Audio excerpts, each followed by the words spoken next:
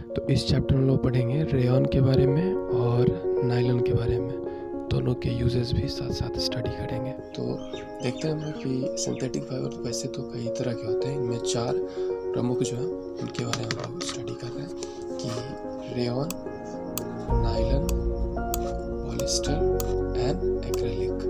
ये कुल 4 तरह के सिंथेटिक फाइबर की स्टडी हम लोग करेंगे। इस वीडियो में हम लोग रेयॉन और नायलॉन के बारे में पढ़ने वाले हैं।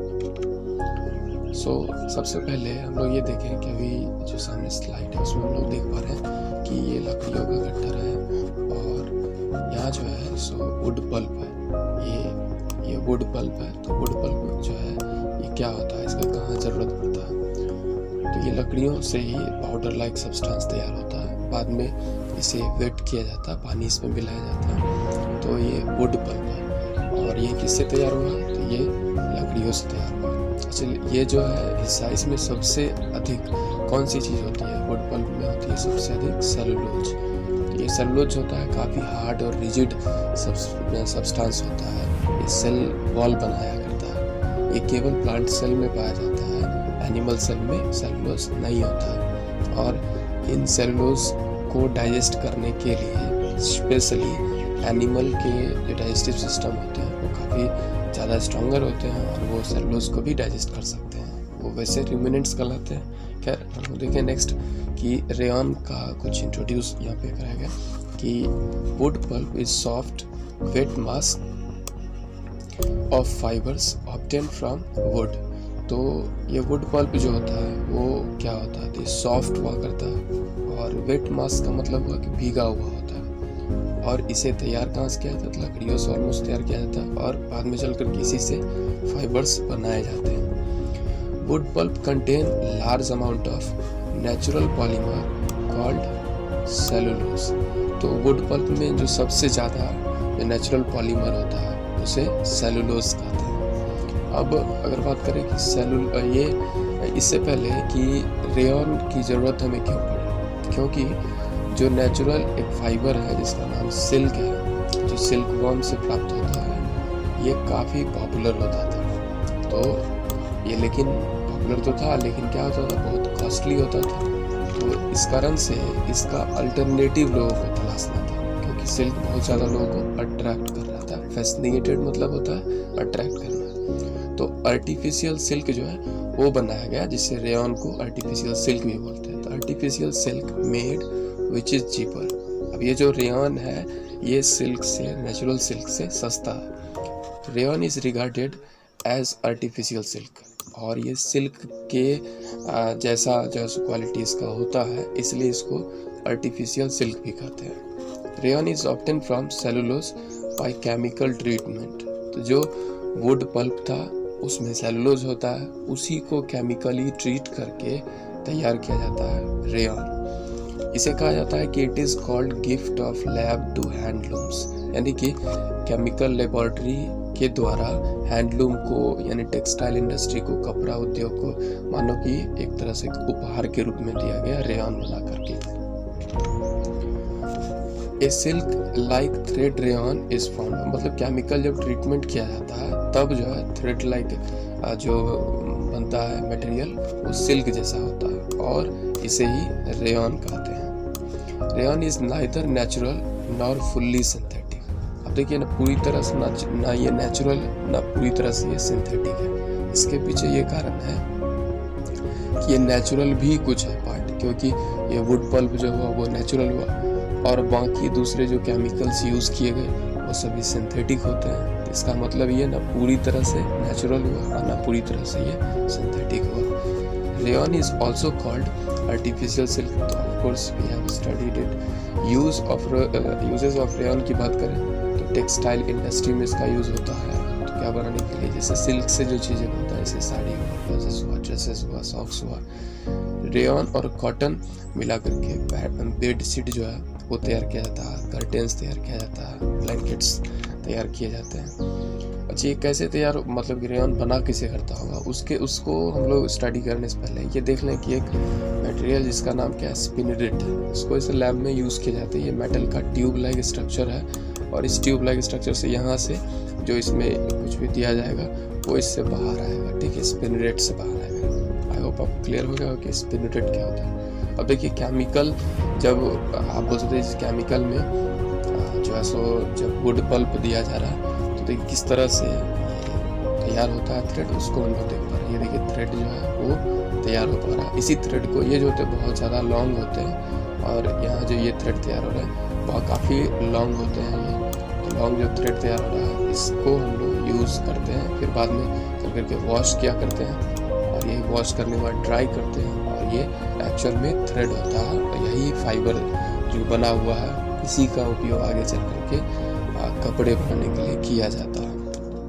तो मतलब छोटे कम मात्रा में जो केमिकल है उससे बहुत ज़्यादा रेयन तैयार किया जा सकता है। इट एब्जॉर्ब्स मॉइस्चर, जो रेयन जो है ये क्या कर सकता है, नमी को सोख सकता है, मॉइस्चर को एब्जॉर्ब कर सकता है। ये कंफर्टेबल होता है पहनने के लिए। इट कैन ईजिली डाइड, और इसको आसानी से इसको कलर किया जा सकता है। डाइड वर्ड का मतलब यहाँ पे रंगना होता है, DYED। It is available in vivid colour, तो ऑफकोर्स जैसे ही ज़्यादा रंगों में रंगा जा सकता है तो अलग अलग रंगों में उपलब्ध हो सकता है। आप बता सकते हैं यहाँ पर कि नेचुरल जो सिल्क है क्या वो भी हमें बहुत सारे रंगों में मिलता है क्या, तो ऑफकोर्स नहीं मिलता है। तो इसका मतलब है कि ये एक इसका पॉजिटिव बात हुआ कि ये हम इसे कई रंगों में प्राप्त कर सकते हैं। रेयन और जब वुल को मिला दिया जाता है तो उससे कारपेट तैयार किया जाता है। मेडिकल फील्ड में रेयन का काफ़ी उपयोग है, जैसे कि बैंडेज बनाने में, सर्जिकल जो ड्रेसिंग होते हैं उनमें जो है इसका उपयोग किया जाता है। टायर इंडस्ट्री में टायर कॉर्ड तैयार होने में यूज़ होता है। और टायर कॉर्ड क्या होता है, तो देखिए टायर जो हम लोग देख पा रहे हैं इसके कई लेयर्स होते हैं। ये जो टायर है इसके कई लेयर्स होते हैं। तो लेयर्स, इसके अंदर में जो स्ट्रक्चर हुआ करता है, मतलब सेकेंड लेवल बोल सकते हैं, ऊपर से जब जाएंगे तो सेकेंड लेवल जो होता है वो इसको क्या करता है, मतलब कि इन्फोर्समेंट करने के लिए, स्ट्रक्चर बनाने के लिए जो चीज़ों का ज़रूरत पड़ता है उसे टायर कॉर्ड बोलते हैं। तो टायर कॉर्ड में किसका उपयोग होता है, रेयन का यूज़ होता है।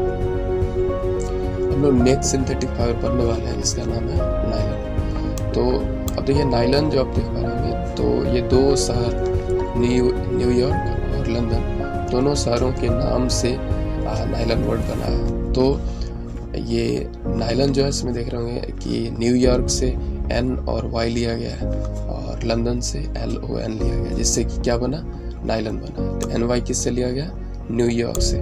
LON किससे लिया गया, लंदन से। Nylon is first fully synthetic fibres, तो नायलन जो है सो सबसे पहला सिंथेटिक फाइबर है। इट वॉज मेड इन 1931, और इसे कब बना था, ये 1931 में। यानी कि आप कह सकते हैं कि फर्स्ट वर्ल्ड वार के बाद जो है सो सेकेंड वर्ल्ड वार जब शुरू नहीं हो सकता, 1939 में शुरू हुआ था, तो उस दौरान जो है इसका मतलब कि इस बीच में ये बना था।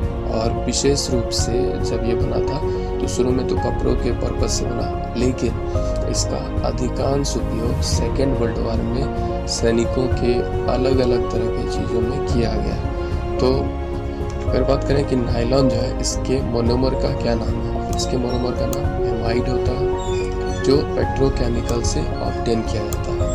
It is thermoplastic. ये थर्मोप्लास्टिक है, इसका मतलब है कि जब हीट करेंगे तो ये मेल्ट होने लगेगा। मोस्ट पॉपुलर फॉर्म जो नायलन का, देखिए नायलन जो हम लोग वर्ड यूज़ कर रहे हैं वो कॉमर्शियल नेम है इसका। तो केमिकल नेम जो है इसका क्या है, नायलन 6 है या नायलन 66 है। It is 60 to 100 times finer than strand of human hair.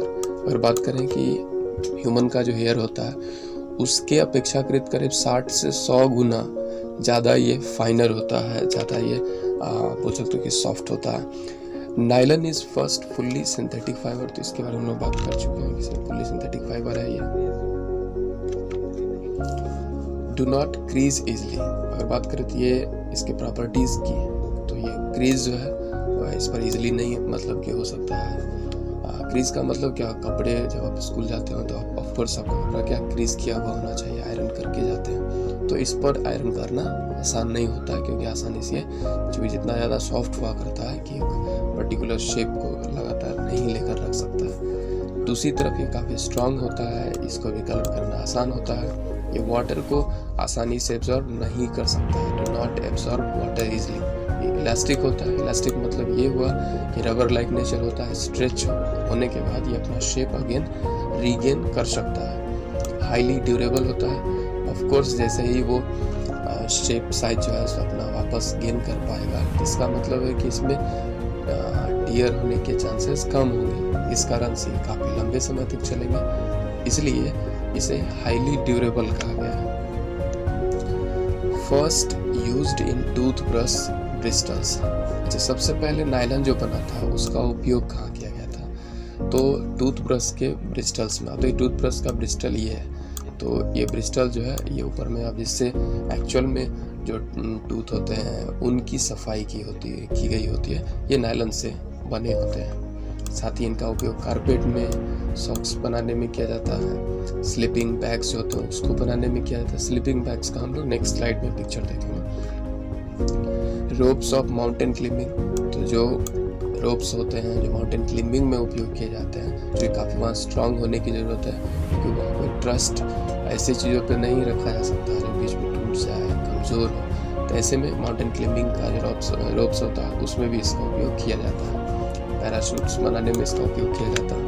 तो ये आप देख पा रहे होंगे कि ये स्लीपिंग बैग है, ठीक है। स्लीपिंग बैग इसमें जो है जिसका किसी से पोलर रीजन या बहुत ज़्यादा ठंडे जगह पे गया तो उस बीच में खुद को ये अंदर ऐसा एडजस्ट कर लेगा, ऊपर ये क्लोज कर लेगा और इस तरह से इसके अंदर सो सकता है। ये स्लीपिंग बैग। ये आप देख रहे हैं माउंटेन जो क्लाइंबिंग के लिए रोप का यूज़ किया जाता है उसका एक पिक्चर दिखाया गया।